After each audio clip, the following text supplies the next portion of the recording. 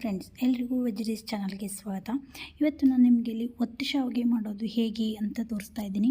ಇದು ನಾನು ಸ್ವೀಟ್ ಹಾಕಿ ಮಾಡಿರೋದು. ನೀವು ಸ್ವೀಟ್ಲೆಸ್ ಕೂಡ ಮಾಡ್ಕೋಬೋದು, ಅಂದರೆ ಬೆಲ್ಲ ಹಾಕದೇನೆ ಹಾಗೆ ಬಿಳಿ ಶಾವಿಗೆ ಮಾಡಿಕೊಂಡು ಅದಕ್ಕೆ ಗ್ರೇವಿ ಮಾಡ್ಕೊಂಡು ಕೂಡ ತಿನ್ಬೋದು. ತುಂಬ ಚೆನ್ನಾಗಿರುತ್ತೆ. ಇದು ಹಬ್ಬದಲ್ಲಿ ಮಾಡೋದು.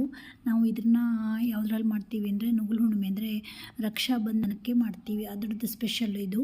ಆಮೇಲೆ ದಶಮಿಲೂ ಮಾಡ್ಬೋದು ನವರಾತ್ರಿಯಲ್ಲಿ. ಇಲ್ಲಿ ಅಕ್ಕಿ ನೆನೆ ಹಾಕಿಟ್ಕೊಂಡಿದ್ದೀನಿ. 2 ಲೋಟ ಅಕ್ಕಿನ ನಾನು ರಾತ್ರಿಯೇ ನೆನೆಸಿಟ್ಕೊಂಡಿದ್ದೀನಿ. ಆಮೇಲೆ 1 ಟೇಬಲ್ ಸ್ಪೂನ್ ಆಗೋಷ್ಟು ಮೆಂತ್ಯ, ಆಮೇಲೆ ಜೀರಿಗೆ ತೊಗೊಳ್ಬೇಕು. ಜೀರಿಗೆ ಮೆಂತ್ಯ ಎಲ್ಲ ಚೆನ್ನಾಗಿ ಹುರ್ಕೊಳ್ಬೇಕು. ನಾನು ಫಸ್ಟಿಗೆ ಮೆಂತ್ಯ 1 ಟೇಬಲ್ ಸ್ಪೂನ್ ಆಗೋಷ್ಟು ತೊಗೊಂಡು ಚೆನ್ನಾಗಿ ಹುರ್ಕೊಳ್ತಾ ಇದ್ದೀನಿ. 2 ಟೇಬಲ್ ಸ್ಪೂನ್ ಆಗುವಷ್ಟು ಜೀರಿಗೆ ಹಾಕ್ಕೊಳ್ತಾ ಇದ್ದೀನಿ. ನೋಡಿ, ಜೀರಿಗೆ ಹಾಕ್ಕೊಂಡು ಚೆನ್ನಾಗಿ ಹುರ್ಕೊಳ್ಬೇಕು. ಮೆಂತ್ಯ ಹುರಿದು ಸ್ವಲ್ಪ ಕೆಂಪಾದಮೇಲೆ ಜೀರಿಗೆ ಹಾಕ್ಕೊಳ್ಬೇಕು. ಆಮೇಲೆ ಒಂದು 4 ರಿಂದ 5 ಲವಂಗ ತೊಗೊಂಡಿದ್ದೀನಿ. ಲವಂಗನೂ ಕೂಡ ಹುರ್ಕೊಳ್ಬೇಕು. ಇದು ಹುರಿದು ಚೆನ್ನಾಗಿ ಮಿಕ್ಸಿಗೆ ಹಾಕಿ ಪೌಡ್ರ್ ಮಾಡ್ಕೊಳ್ಬೇಕು. ತಣ್ಣಗೆ ತಣ್ಣದಾದಮೇಲೆ ಮಿಕ್ಸಿಗೆ ಹಾಕಿ, ನೋಡಿ ಮಿಕ್ಸಿಗೆ ಹಾಕ್ಕೊಂಡಿದ್ದೀನಿ. ಇದನ್ನು ಚೆನ್ನಾಗಿ ನೈಸಾಗಿ ಪುಡಿ ಮಾಡ್ಕೊಳ್ಬೇಕು. ಅಕ್ಕಿ ನೆನೆಸಿಟ್ಕೊಂಡಿರ್ತೀವಲ್ವ, ಅಕ್ಕಿ ಚೆನ್ನಾಗಿ ತೊಳೆದು ನಾನು ಗ್ರೈಂಡರಿಗೆ ಹಾಕಿಟ್ಕೊಂಡಿದ್ದೀನಿ. ನೋಡಿ, ಗ್ರೈಂಡರಿಗೆ ಹಾಕಿದ್ದೀನಿ. ಅದಕ್ಕೆ 1 ಟೇಬಲ್ ಸ್ಪೂನ್ ಆಗೋಷ್ಟು ಅರಿಶಿನ ಪುಡಿ ಹಾಕ್ಕೊಳ್ಳಿ. ಆಮೇಲೆ ರುಬ್ಬಿದ್ದು ಪೌಡ್ರ್ ಇರುತ್ತಲ್ಲ, ಪುಡಿ ಮಾಡಿದ್ದು, ಅದನ್ನು ಹಾಕ್ಕೊಳ್ಳಿ. ಆಮೇಲೆ 1 ಟೇಬಲ್ ಸ್ಪೂನ್ ಅಂದರೆ 1 ಸೌಟ್ ಆಗೋಷ್ಟು ಗೋಧಿ ಹಿಟ್ಟು ಹಾಕ್ಕೊಂಡಿದ್ದೀನಿ. ರುಬ್ಬೇಕಿದ್ರೆ ಗೋಧಿ ಹಿಟ್ಟು ಹಾಕ್ಕೊಳ್ಳಿ. ಈಗ ಇದನ್ನು ಜರಿ ಕಾಯಿಸ್ಕೊಳ್ಬೇಕು. ಮುಂಬ್ರಿ ಕಾಯಿಸೋದು ಅಂತ ಹೇಳ್ತೀವಲ್ಲ, ಆ ಥರ. ನಾವು ಹಿಟ್ಟು ಎಷ್ಟು ತಗೊಂಡಿರ್ತೀವೋ, ಮಾಡಿಟ್ಕೊಂಡಿರ್ತೀವೋ ಅದರಲ್ಲಿ 1/4 ಭಾಗ ಜರಿ ಕಾಯಿಸ್ಕೊಳ್ಬೇಕು. ಈಗ 1% ಹಿಟ್ಟಿದ್ರೆ ಅದಕ್ಕೆ 1/4 ಭಾಗ ಆಗೋಷ್ಟು ಜರಿ ಕಾಯಿಸ್ಕೊಳ್ಬೇಕು. ನೋಡಿ, ಇದು ಈ ಥರ ಚೆನ್ನಾಗಿ ನೀರು ಹಾಕ್ಕೊಂಡು ತೆಳ್ಳಗೆ ಮಾಡ್ಕೊಳ್ಬೇಕು ಫಸ್ಟಿಗೆ.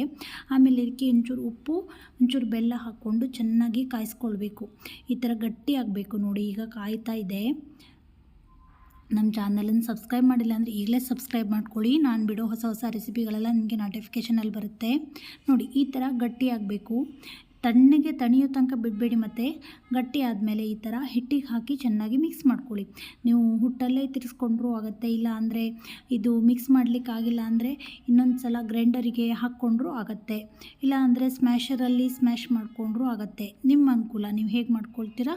ನಾನು ಗ್ರೈಂಡರಿಗೆ ಹಾಕಿ ಒಂದು ಸಲ ಮಿಕ್ಸ್ ಮಾಡ್ಕೊಂಡಿದ್ದೀನಿ. ಚೆನ್ನಾಗಿ ಮಿಕ್ಸ್ ಆಗಿದೆ. ಇದಕ್ಕೆ ಇನ್ನೊಂಚೂರು ಬೆಲ್ಲ ಹಾಕ್ಕೊಂಡು ಚೆನ್ನಾಗಿ ಮಿಕ್ಸ್ ಮಾಡ್ಕೊಳ್ಳಿ. ತುಂಬ ಟೇಸ್ಟಿ ಆಗುತ್ತೆ. ಇದಕ್ಕೊಂಚೂರು ಬೆಲ್ಲ ಹಾಕಿ ಈ ಥರ ಮಿಕ್ಸ್ ಮಾಡಿಕೊಂಡು ಒಂದು ಪಾತ್ರೆಯಲ್ಲಿ ನೀರು ಕಾಯ್ಲಿಕ್ಕೆ ಇಟ್ಕೊಳ್ಳಿ. ಇಡ್ಲಿ ದಳ್ಳೆ ಅಥವಾ ಕುಕ್ಕರ್ ಪಾತ್ರೆಯಲ್ಲಿ ನಿಮ್ಮದು ಸ್ಟ್ಯಾಂಡ್ ಇರುತ್ತಲ್ಲ, ಆ ಥರ ಸ್ಟ್ಯಾಂಡಲ್ಲಿ ಹೊಯ್ಕೊಂಡ್ರೂ ಆಗುತ್ತೆ. ನಾನು ಇಡ್ಲಿ ದಳ್ಳೆ ತೊಗೊಂಡಿದ್ದೀನಿ. ಇಡ್ಲಿ ದಳ್ಳೆಯಲ್ಲಿ ಲೋಟನ ಇಟ್ಟು ಅದಕ್ಕೆ ಇದ್ರೊಳಗೆ ಹಾಕಿ ಮಿಕ್ಸ್ ಮಾಡಿಕೊಂಡು ಬೇಯಿಸ್ಕೊಳ್ತಾ ಇದ್ದೀನಿ. ನೋಡಿ, ಈಗ ಇದನ್ನು ಚೆನ್ನಾಗಿ ಈ ಥರ ಕೈಯಲ್ಲಿ ಮಿಕ್ಸ್ ಮಾಡಿಕೊಡ್ಬೇಕು. ಮಿಕ್ಸ್ ಮಾಡ್ಕೊಂಡ ನಂತರ ಇಡ್ಲಿ ಲೋಟ ಬರುತ್ತಲ್ಲ, ಇಡ್ಲಿ ಲೋಟದಲ್ಲಿ ಹಾಕಿ ಬೇಯಿಸ್ಕೊಳ್ಬೇಕು. ಮೊದಲಿಗೆ ಇಡ್ಲಿ ಮಾಡ್ಕೊಳ್ಬೇಕು. ಇದು ತುಂಬ ಅಂದರೆ ತುಂಬ ಟೇಸ್ಟಿ ಆಗುತ್ತೆ. ನೀವು ಕೂಡ ಒಂದು ಸಲ ಮನೇಲಿ ಟ್ರೈ ಮಾಡಿ ನೋಡಿ. ನಮಗೊಂದು ಲೈಕ್ ಕೊಡಿ, ಶೇರ್ ಮಾಡಿ, ಕಮೆಂಟ್ ಮಾಡೋದನ್ನು ಮಾತ್ರ ಮರಿಬೇಡಿ ಫ್ರೆಂಡ್ಸ್. ಇದು ತುಂಬ ಇಷ್ಟ ಆಗಿದೆ ಈ ರೆಸಿಪಿ ಅಂತ ನಿಮಗೆ ಅಂದ್ಕೊಳ್ತೀನಿ. ನೀವು ಒಂದು ಸಲ ಮನೆಯಲ್ಲಿ ಟ್ರೈ ಮಾಡಿ. ಅದು ಜರಿ ಕಾಯಿಸಿದ್ದು ಆ ಥರ ಗಂಟು ಆಗಬಾರ್ದು, ಗಂಟು ಇರಬಾರ್ದು. ಚೆನ್ನಾಗಿ ನುರಿದು ಕಲಿಸ್ಬೇಕು. ಮಿಕ್ಸಿಗೆ ಹಾಕ್ಕೊಂಡ್ರೆ ಇನ್ನೂ ತುಂಬ ಚೆನ್ನಾಗಾಗುತ್ತೆ. ನಾನು ಇಡ್ಲಿ ಲೋಟಕ್ಕೆ ಒಂಚೂರು ಎಣ್ಣೆ ಹಾಕ್ಕೊಂಡು ಈ ಥರ ಇಡ್ಲಿ ಲೋಟದಲ್ಲಿ ಹೊಯ್ಕೊಳ್ತಾ ಇದ್ದೀನಿ. ನೋಡಿ, ನೀವು ಬೌಲಲ್ಲಿ ಕೂಡ ಹೊಯ್ಕೊಳ್ಬೋದು, ಇಲ್ಲ ಬಟ್ಲಲ್ಲಿ ಕೂಡ, ತಿಂಡಿ ಪ್ಲೇಟಲ್ಲಿ ಕೂಡ ಹಾಕ್ಕೊಳ್ಬೋದು. ಇಡ್ಲಿ ಪಾತ್ರೆನ ಕಾಯ್ಲಿಕ್ಕೆ ಇಟ್ಕೊಂಡಿದ್ದೀನಿ, ಅದರೊಳಗೆ ಹಾಕ್ಕೊಂಡು ಬೇಯಿಸ್ಲಿಕ್ಕೆ ಇಟ್ಕೊಂಡಿದ್ದೀನಿ. ನೋಡಿ, ಈಗ ಬೆಂದಿದ್ದಾಗಿದೆ. ನೋಡಿ, ಒಂಚೂರು ಕೈಗೆ ಹಿಡಿತಾ ಇಲ್ಲ, ನೋಡಿದ್ರಾ. ಈ ಥರ ಇಡ್ಲಿ ರೆಡಿ ಆಯಿತು. ನೀವು ಈಗ ಯಾವುದ್ರಲ್ಲಿ ಪ್ರೆಸ್ ಮಾಡ್ಕೊಳ್ತೀರಾ ಅನ್ನೋದು ಇಂಪಾರ್ಟೆಂಟು. ಈ ಥರ ಚಕ್ಲಿ ಮುಟ್ಟಲ್ಲಿ ಕೂಡ ಮಾಡ್ಕೊಳ್ಬೋದು. ಅಲ್ಲೇ ಬರುತ್ತೆ ಚಕ್ಲಿ ಮುಟ್ಟಿಗೆ, ಇಲ್ಲಾಂದರೆ ಶಾವಿಗೆ ಮುಟ್ಟು ಅಂತಲೇ ಬರುತ್ತೆ, ಅದರಲ್ಲಿ ಕೂಡ ಮಾಡ್ಕೊಳ್ಬೋದು. ನೋಡಿ, ಈ ಥರ ಒತ್ಕೊಂಡು ರೆಡಿ ಮಾಡಿಕೊಂಡ್ರೆ ಶಾವಿಗೆ ರೆಡಿಯಾಗುತ್ತೆ. ನೋಡಿದ್ರಲ್ಲ ಫ್ರೆಂಡ್ಸ್. ಇದಕ್ಕೆ ಕಾಯಿ ಹಾಲು ಕೂಡ ಮಾಡ್ಕೊಳ್ಬೋದು, ಇಲ್ಲಾಂದರೆ ಖಾರದ ಚಟ್ನಿ ಕೂಡ ಮಾಡ್ಕೊಳ್ಬೋದು. ಕಾಯಿ ಹಾಲು ಮಾಡೋದು ತುಂಬ ಈಸಿ. ಕಾಯಿನ ರುಬ್ಕೊಂಡು ಅದಕ್ಕೆ ಬೆಲ್ಲ ಹಾಕಿ ಒಂದು ಸಲ ಬಾಯ್ಲ್ ಮಾಡ್ಕೊಂಡ್ಬಿಟ್ರೆ ಚೆನ್ನಾಗಿ ಟೇಸ್ಟಿಯಾಗುತ್ತೆ ಕಾಯಿ ಹಾಲು. ನೀವು ಕೂಡ ಒಂದು ಸಲ ಟ್ರೈ ಮಾಡಿ ನೋಡಿ. ನಿಮ್ಗೆ ಯಾವ ಥರ ಬೇಕೋ ಆ ಥರ ಮಾಡ್ಕೊಳ್ಳಿ.